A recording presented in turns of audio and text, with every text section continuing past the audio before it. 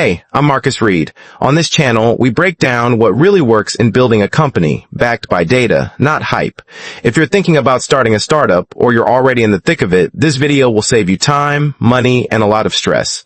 About 20% of new U.S. businesses fail in their first year. By year 5, it's nearly half. And the reason almost never has anything to do with a bad product.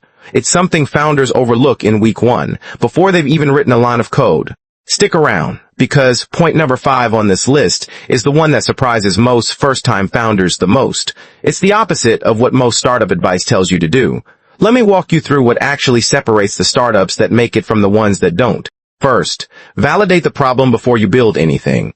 Eaching years is eaching years, and experience is eaching years and consistently points to the same root cause of failure, building something the market doesn't actually want. Industry analysis of startup postmortems has repeatedly found that a lack of market need for the product is the leading cause of startup shutdowns, according to CB Insights. So before you build, talk to 20 to 50 real potential customers. Don't ask them, would you use this? Almost everyone says yes to be polite. Ask them how they solve this problem today and whether they've ever paid money to fix it. If nobody's currently spending time or money on the problem, that's your answer.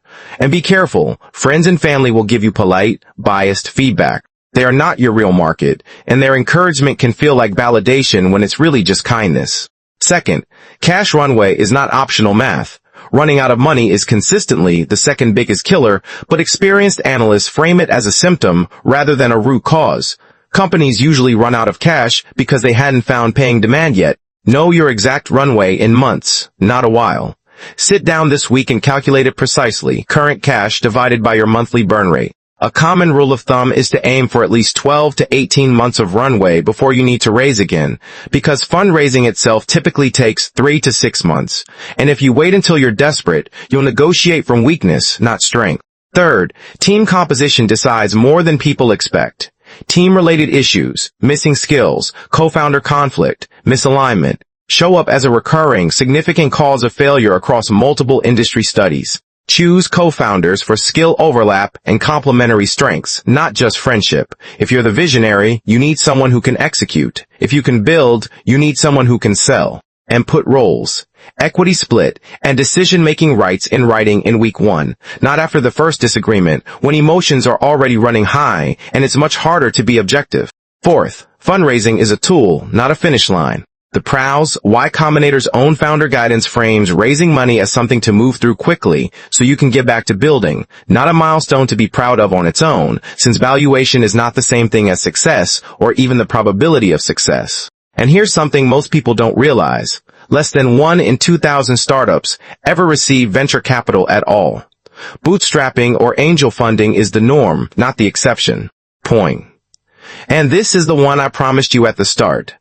Ship an MVP, not a masterpiece. Most new founders think their product needs to be polished and feature complete before anyone sees it. That instinct is exactly backwards, and it's one of the most common reasons founders waste 6 months to a year before ever learning if their idea works. Y Combinator's guidance on early-stage building emphasizes getting a minimal, testable version of your product in front of real users fast, rather than polishing in isolation.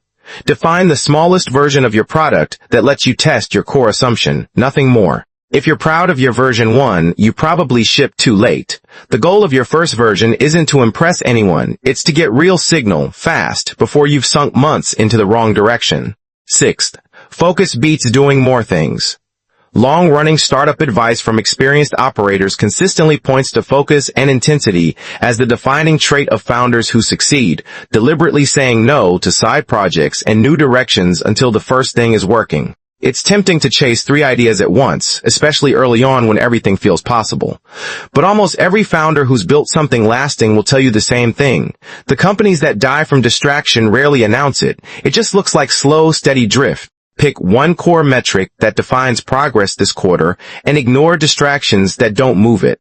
People. Seventh, timing and competition matter more than ego. Being outcompeted and poor timing both show up repeatedly as significant, distinct causes of failure, separate from having a bad product. A genuinely good idea, launched too early or into a market that's already been won by a better-funded competitor, will still fail. Not because the founder did anything wrong, but because timing is its own skill, separate from execution. Research who else is solving this problem and why now is, or isn't, the right moment. Let's make this concrete with a quick example. Take the story of Slack. Most people don't know that Slack didn't start as a workplace messaging app at all. The founders were actually building an online multiplayer game. It struggled to find an audience, and after years of work, the game itself was quietly shut down. But here's the part that matters. While building that game, the team had created an internal messaging tool just to coordinate with each other. Nothing fancy, just something to solve their own problem. When the game failed, they looked at what they'd actually built along the way and realized that internal tool was more useful than the product they'd spent years chasing. They rebuilt the company around it. That internal tool became Slack. Notice what happened here. The founders didn't succeed because they had a brilliant 5-year plan. They succeeded because they paid attention to a real problem they were already solving for themselves. They were willing to admit the original idea wasn't working, and they moved fast once they saw where the actual demand was. That's points 1, 5, and 7 from this list, all showing up in a single real story. Validate the real problem, ship and test quickly, and read timing and signals honestly instead of forcing the original plan to work. This is why no market need is such a dangerous, quiet killer. It doesn't always look like a total collapse. Sometimes it looks like a team spending years polishing something that almost works, while the real opportunity is sitting right next to them, disguised as a side project. So when you're building, don't just ask, does my idea make sense on paper? Ask, what problem am I already solving, right now, for myself or for people around me, and is that the thing I should actually be building?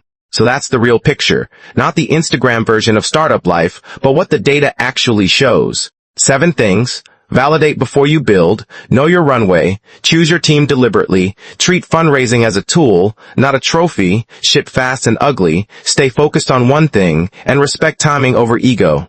If you're building something right now, drop a comment. Which of these 7 is hitting you hardest? I read every comment, and it genuinely shapes what I cover next. If this helped, subscribe. It helps this channel keep making founder-focused content like this, and there's a lot more coming on exactly how to execute each of these 7 points in detail. See you in the next one.